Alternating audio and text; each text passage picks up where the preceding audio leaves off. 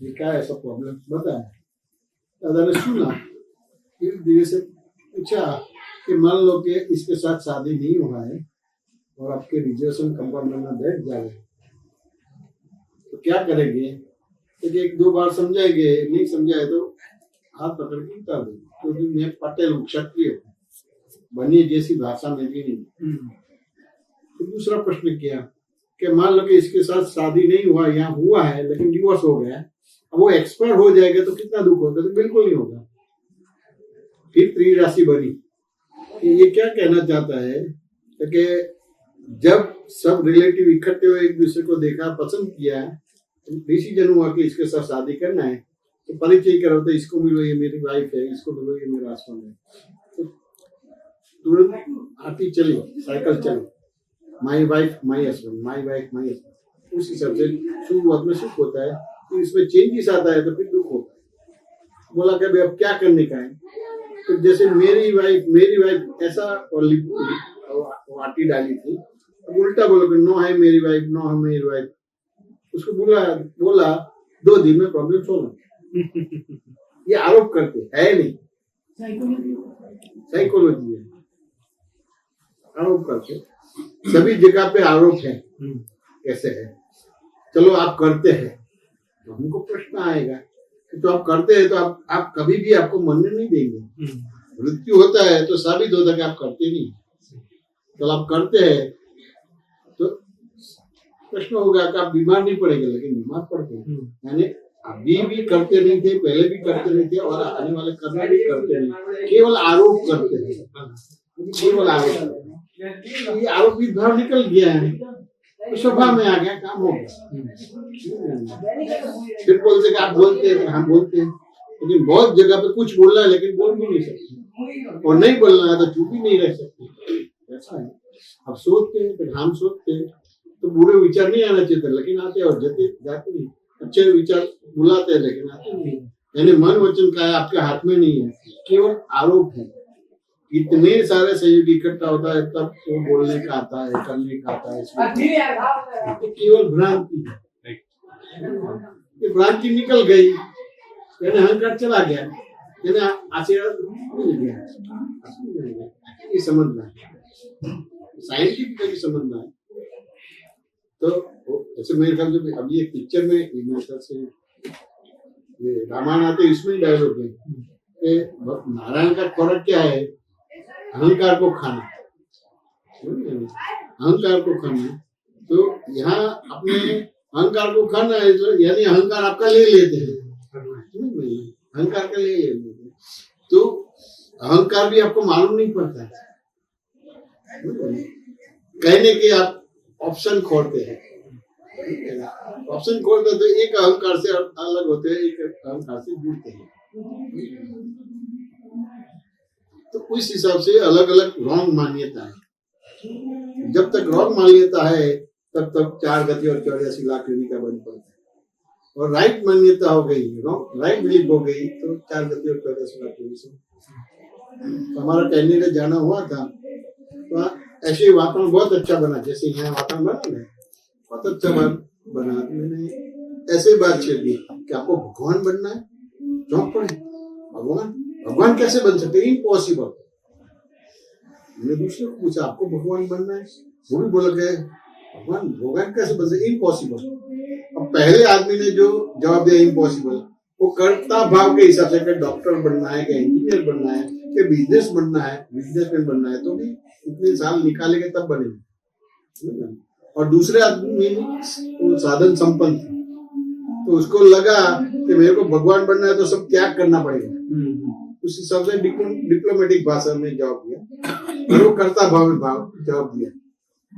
फिर तीसरे को पूछा तो उसने तो मेरी बात काट दी कि भगवान बनना है तो साइड में रखो, ये तो पूरी दुनिया में घुमाओ, सभी को मिला है, सभी शास्त्र सभी पढ़ा है, बड़े बड़े साधु संतों आचार्य को, गच्छाधिपति को, शंकराचार्य पीठादि सभी को मिला हूँ।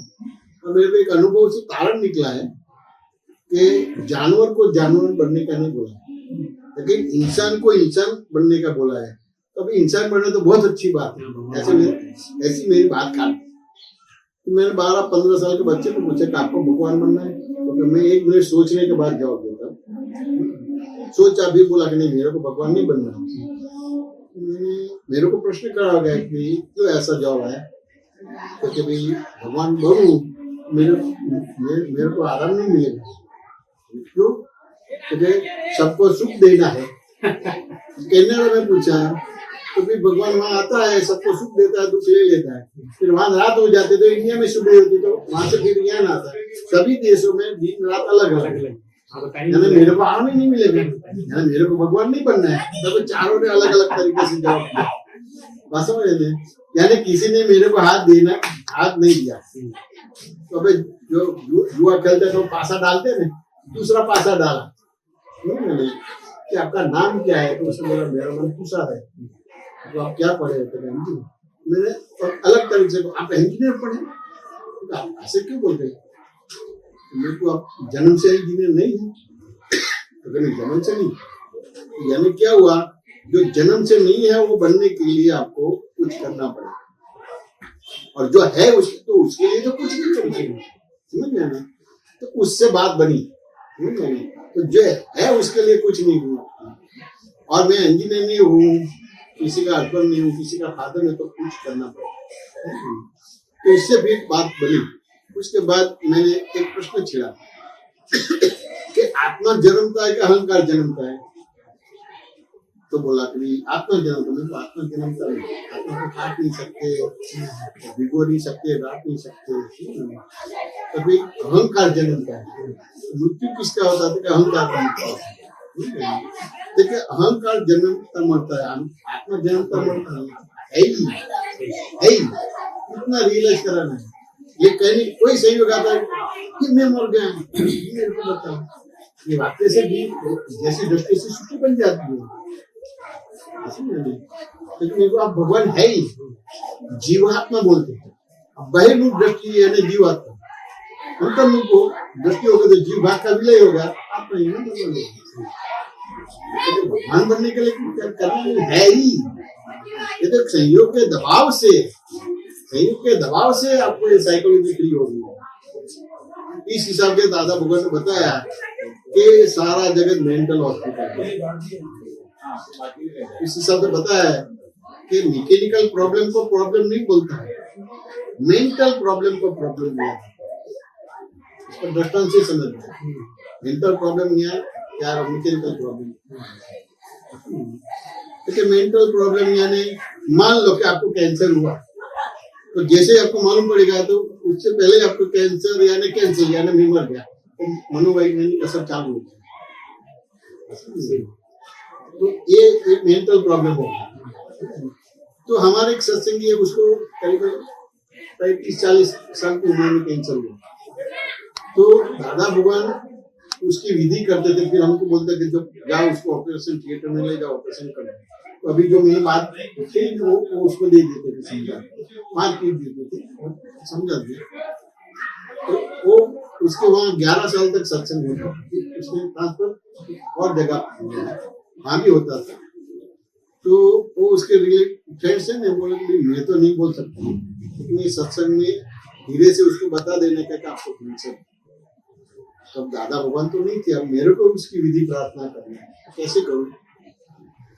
तो पहले उसको ये सब विधि प्रार्थना कराई। फिर मैंने प्रश्न किया, बिल्कुल मान लो कि आपको टेम्परेचर आया है 104-5 डिग्री, कैसे मालूम पड़ेगा? कि थर्मोमीटर से मालूम पड़ेगा। देखो, एक बार मालूम पड़ा कि 104-5 डिग्री टेम्परेचर है, तो माने कि नहीं, मैं दूसरी बार नहीं चेक करूंगा। तो दूसरी बार चेक करने के लिए नया थर्मोमीटर निकाला। नया निकालने के बाद भी आएगा तो क्या पड़ोस में से मैं लूंगी। तो 4 ओर से तपास करने के बाद डिसीजन है कि मेरे को टेम्परेचर। फिर मान लो कि आपको कैंसर है, तो कैसे मालूम पड़ेगा? तो कैसे तो पहला रिपोर्ट आएगा, माने के लिए दूसरा रिपोर्ट, तीसरा करोगे, चौथा बार यानी उत्तर दक्षिण पूर्व पश्चिम चारों ओर से कराऊंगा। सभी के कैलकुलेशन अलग अलग हो, तो चारों ओर से कैंसर का पता है। 2% आगे पीछे हुआ है, तो क्या बोलेंगे? तो भाषा बनेगी उसकी। कैंसर है बोलेंगे, है ही बोलेंगे, कैंसर है बोलेंगे कि है ही बोलेंगे। चारों ओर से आगे कैंसिल है ही बोलेंगे। तो मैंने बोला कि ये है ही वाक्य केवल आत्मा के लिए यूज होगा, विधान वाक्य उसकी ओर में विधान वाक्य नहीं बोलना चाहिए। है ही बोला ये भवरोग खराब, तो क्या है ही में क्या फर्क है और है में क्या फर्क है? तो क्या है यानी आज है लेकिन पहले नहीं था, आज है लेकिन आने वाले कल में नहीं रहेगा, समझ गया नहीं? तो फिर उपाय होगा। लेकिन आपके भीतर में आपके बिलीफ में बिहेवियर में क्या है ही, यानी आज भी है पहले भी था और आने वाले कल में भी रहेगा। यानी क्या करने का है? तो है निकाल दो, है, समझ गया नहीं? ये भवरोग निकल गया। अब कैंसर है उसको कैसे फेस करना है, तो रोग कैसा है मालूम पड़ेगा। मान लो कि आप निरोगी है, निरोगी है तो अच्छी बात है, बहुत अच्छी बात है, तो अच्छी बात है। लेकिन कैसे? क्योंकि निरोगी होने से मेरा धर्म और कर्म सही होगा, निरोगी होने से मेरा धर्म और कर्म सही होगा। यानी क्या हुआ? निरोगी भी हुए और संक्रमण का, इन्फेक्शन का रोग भी नहीं होता, बहुत बड़ी बात है। अब मान लो कि दृष्टांत आगे ले जाते, तो बहुत राजा है, बड़े आदमी है, आपको 1 साल तक खाना है, लेकिन 15 फुट दूर पिंजरा नहीं है, खुला शेर है और उसको देख के खाना है। वो राजा है तो ऐश्वर्यवान है, तो क्या होगा कि डर लगेगा, डर खाएगा तो सत्व तत्व बनेगा तो नहीं बनेगा। चलो सत्व तत्व नहीं बनेगा लेकिन निरोगी तो रहेगा नहीं, उसमें भी रोग आ जाएगा, उसमें रोग आ जाएगा तो क्या होगा? तो क्या पहले रोग है कि डर है? तो डर है।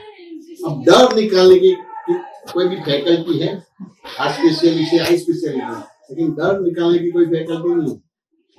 डर निकालने की हॉस्पिटल है तो नहीं, तो डर निकालने की कोई मेडिसिन है तो नहीं।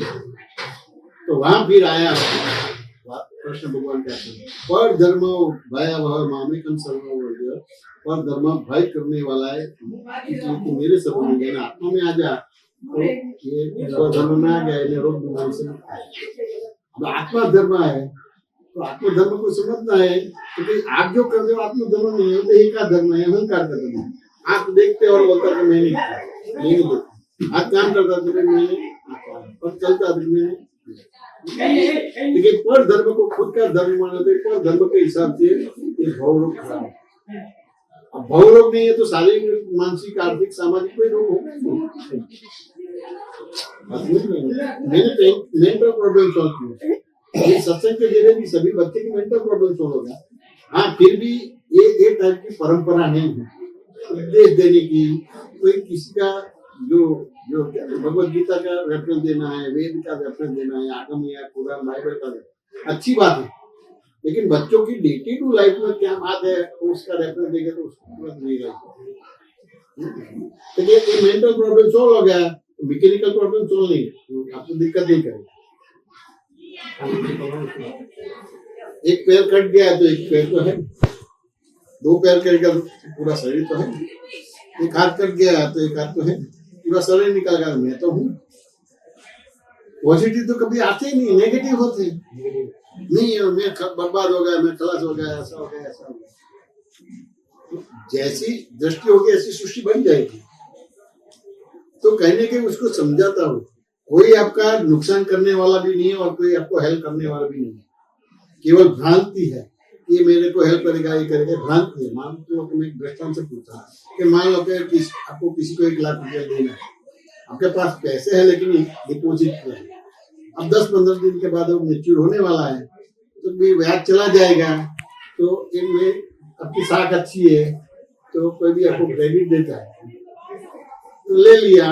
2 दिन के बाद संयोग ऐसा बन गया कि अब उसको 10 साल तक पैसा नहीं देते तो वो आदमी आपके साथ अच्छा व्यवहार करेगा कि बुरा करेगा? पूरे करेंगे। तो उसने बुरा व्यवहार करके आपकी गलती के हिसाब से उसको करना पड़ा।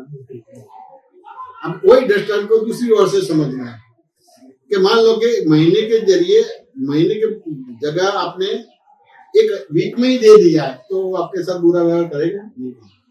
यानी अच्छा व्यवहार भी आपके हिसाब से करता है और बुरा व्यवहार भी आपके हिसाब से करना है। अब डर कितना रहेगा? बिल्कुल नहीं रहेगा। भ्रांति है कि वो बुरा व्यवहार करता है, भ्रांति है कि वो करता है। अब उसके आधार पे हो गए तो डिप्रेशन आएगा। हम लोग सभी क्या है, वो अधीन हो गए, अज्ञान के अधीन हो गए, अहंकार के अधीन हो गए। अब मैं दृष्टांत बता दो, हाँ मेरा सुख देने वाला भी मैं हूँ, दुख देने वाला भी, सब बाकी सब निमित्त है। ये साइंस समझ में आ गया तो मनुष्य जीवन सार्थक हो गया। मनुष्य अवतार किसी का बच्चे बनने के लिए नहीं मिला, मनुष्य अवतार डॉक्टर इंजीनियर बनने के लिए नहीं मिला, मनुष्य अवतार किसी का हस्बैंड या फादर बनने के लिए नहीं मिला। अपने आप को पहचानना है, अनंत अवतार से वो करके, लेकिन अपने आप को पहचानना है। जब अपने आप को पहचान ले, ये सब नए कर्म पड़ना बंद हो जाएगा और पूरे कर्म, जो पुराने कर्म है जिसको कर्म फल बोलते हैं, वो अच्छी तरह से निभा पाएंगे। इसमें मन वचन का नहीं बिगड़ेगा, राग द्वेष नहीं होगा और आपका मनुष्य जीवन सार्थक। एक अवतार दो अवतार में मनुष्य जीवन सार्थक। दादाजी की एक वैज्ञानिक बात है, तो इस तरह का किताबों में इस तरह की बात है। हम जब दादा को मिले तो हम 10वीं 12वीं के स्थान में पढ़े, जैसे हमारे वो टाइम पे 11वीं पे एसएससी में तब मिले थे, छोटी उम्र थी और उसकी बात इतनी बढ़िया थी, तो उससे ही हमने को शादी नहीं करना है, मन वचन का ऐसे ब्रह्म का पालन करना है। और जो हमको सुख मिला तो वो सुख सारे जगत के जीव मात्र को मिला है। उस हिसाब से जगत के तो पूरी दुनिया में घूमते हैं, हिंदुस्तान में घूमते हैं, सभी जगह पे जीवित मंदिर, ये जो मूर्ति वाले मंदिर है, लेकिन जीवित मंदिर कोई वैज्ञानिक बातें नहीं है, सुनी सुनाई बात, प्रैक्टिकल बात नहीं है, सुनी सुनाई बात। ये रेफरेंस देगा, ये रेफरेंस देगा, उसकी बात नहीं बनाते अपने आप जवाबदार। जैसे उल्टा और सही मैंने बताया, पूरा जगत स्वभाव में है, तो स्वभाव किसी को देता ही नहीं, विभाग देता है और विभाग नहीं बने रूप देखती है।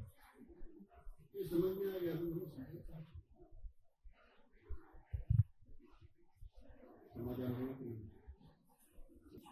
ये आपके बच्चों की विदाई समारोह बहुत अच्छा है, पहली बार ऐसा ही